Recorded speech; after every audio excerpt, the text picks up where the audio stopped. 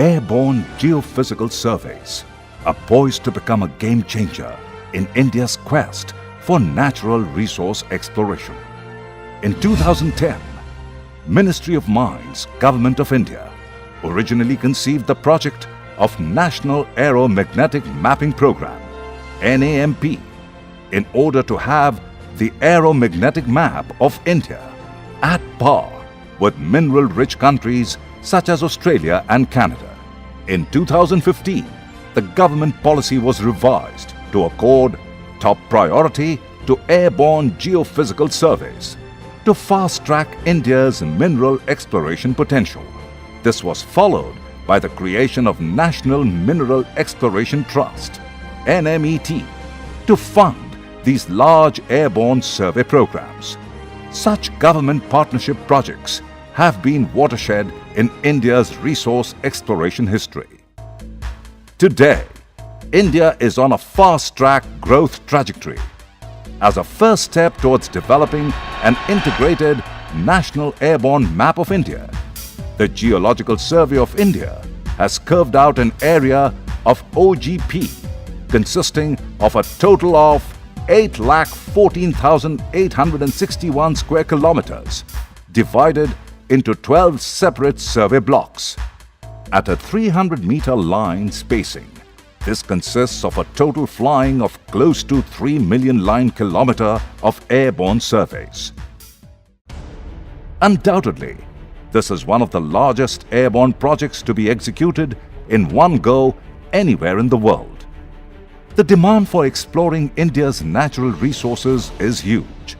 At a rough estimate, the OGP areas identified by GSI consists only 25% of the total exploration acreage of India. Airborne geophysical data is used for exploration of oil and gas, base metals and minerals, diamonds and uranium, groundwater, and geothermal exploration sources, among others.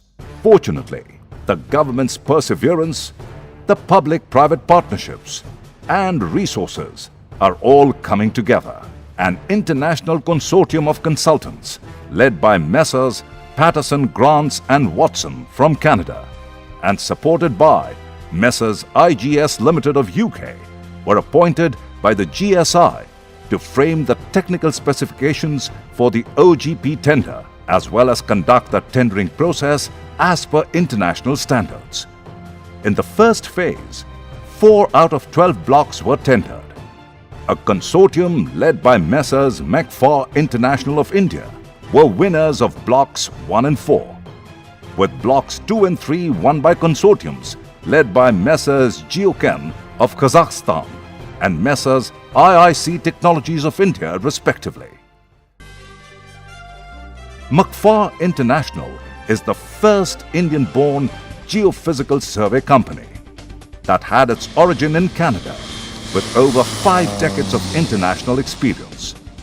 Today, McPhar is undoubtedly one of the most prominent airborne geophysical survey providers in India.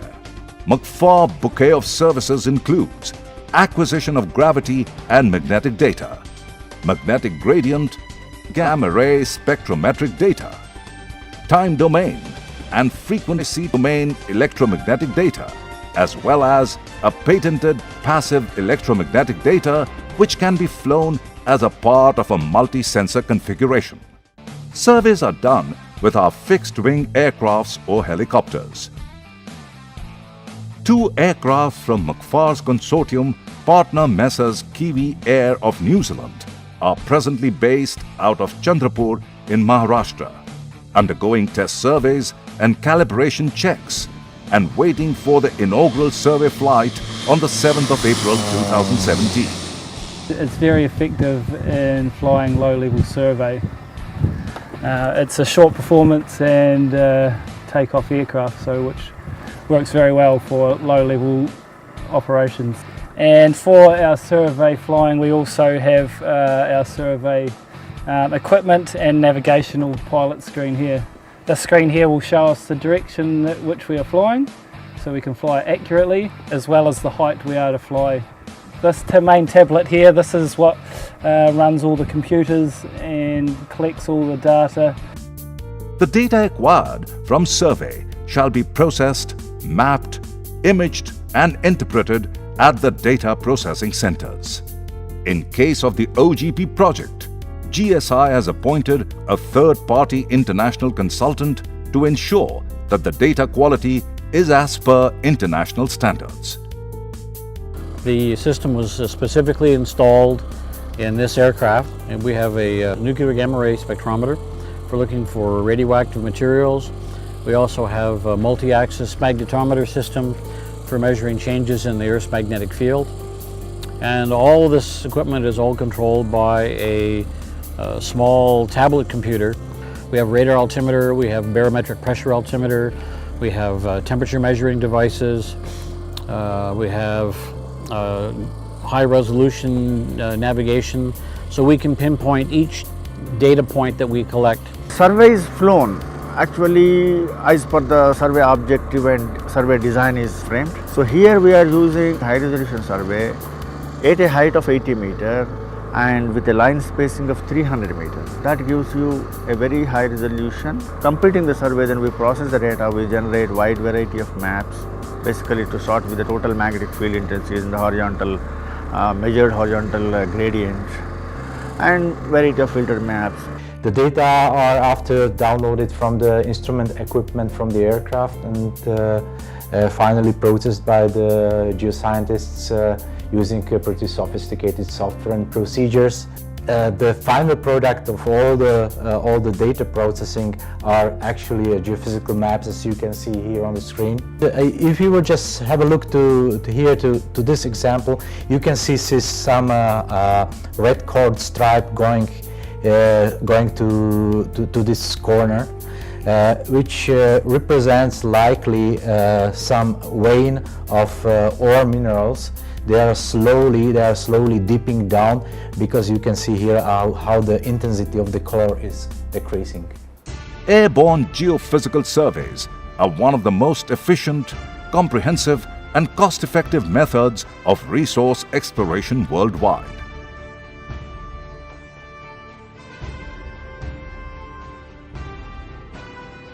The state-of-the-art survey aircrafts have finally arrived in India,